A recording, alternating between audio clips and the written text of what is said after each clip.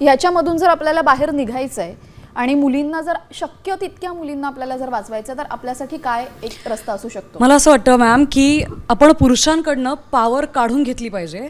म्हणजे आता हा माझा नवरा आहे, यांनी कुठल्या तरी मुलीवर अत्याचार केला हे मला माहिती आहे, तर मी त्याला पाठीशी नाही घातलं पाहिजे कुठल्याही परिस्थितीत, कारण हे फ्रिक्वेंटली होतं आणि म्हणून त्यांना जास्त वाव मिळतो. तर तोच इन्सिडेंट्स आहे, त्याला त्यांनी 2दा केलं आहे हे आधी, पण त्याला पाठीशी घालण्यात आलं. त्याची स्वतःची बायको पण त्याची पाठराखण करत होती, असं बऱ्याच लोकांकडनं बाहेर आलं.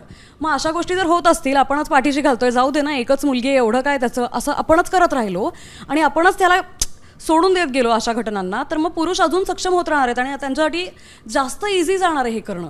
म्हणून मग मला असं वाटतं त्यांच्याकडनं ती पॉवर काढून घेतली पाहिजे की तू केलंयस ना, तुला तिथेच मुस्काडलंच पाहिजे, की तिथे तुला शिक्षा झालीच म्हणजे पाहिजे. पुरुष जर चुकीचा वागला तर तिथल्या तिथे आपण त्याची कुणीही असो त्याला तिथल्या तिथे, म्हणजे हा मुद्दा पण माझ्या डोक्यामध्ये होता की एक स्त्री म्हणून आपल्याला माहिती असतं आपला भाऊ, आपला बाप, आपला नवरा, आपला प्रियकर काय लायकीचा आहे.